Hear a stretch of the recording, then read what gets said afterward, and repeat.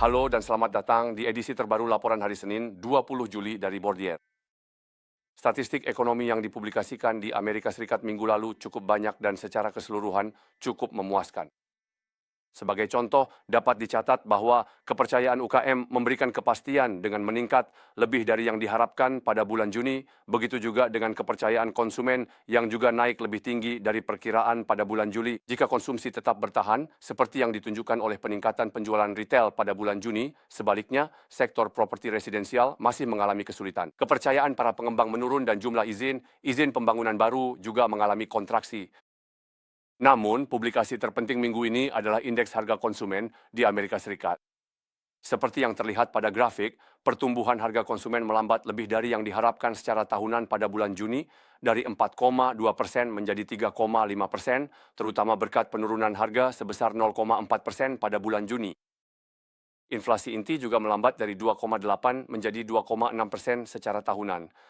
Ini lebih dari yang diperkirakan.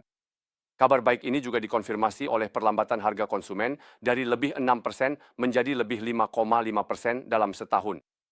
Sayangnya, penangguhan protokol kesepakatan antara Amerika Serikat dan Iran sedikit meredam data yang menggembirakan ini.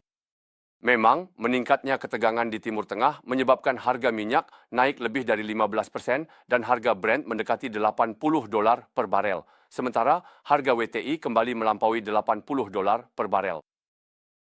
Pada akhirnya, kekuatan-kekuatan yang saling bertentangan ini menghasilkan penurunan 1 basis poin pada imbal hasil obligasi pemerintah bertenor 10 tahun di Amerika Serikat dan kenaikan beberapa basis poin di zona euro.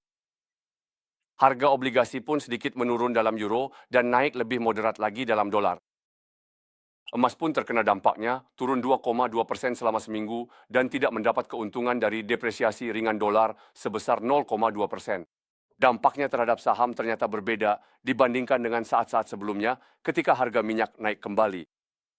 Memang, untuk sekali ini dalam situasi seperti ini, saham-saham Eropa dan Swiss justru mencatat kinerja positif, sementara kerugian terjadi di Amerika Serikat dan terutama di pasar negara berkembang.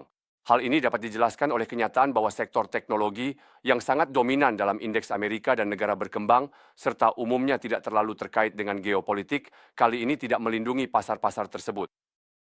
Sebaliknya, karena alasan yang khas dari sektor tersebut, segmen-segmen ini justru mengalami tekanan lebih besar dibandingkan yang lain dalam fase pasar saat ini dan mengingatkan kita akan pentingnya diversifikasi yang benar-benar baik dalam portofolio saham. Minggu ini kalender ekonomi tampak cukup ringan. Namun demikian, akan ada publikasi mengenai tingkat kepercayaan para manajer pembelian di sektor manufaktur dan jasa di Amerika Serikat dan zona euro. Kami telah memasukkan kembali perusahaan Swiss Partners Group ke dalam daftar keyakinan saham Swiss kami. Saham ini telah mengalami kinerja yang jauh di bawah indeks acuan SPI selama sedikit lebih dari 1 tahun terakhir, terutama karena kekhawatiran terkait dana kelolaan grup tersebut. Kami merasa yakin kembali setelah perusahaan mempublikasikan dinamika musim berjalan saat ini, dan kami menilai bahwa valuasi saham yang rendah saat ini sudah mencerminkan banyak kabar buruk. Itulah alasan mengapa kami berpikir bahwa saham ini seharusnya kembali mengungguli indeks acuan saham Swiss. Itu saja untuk hari ini. Terima kasih atas perhatian Anda dan sampai jumpa minggu depan.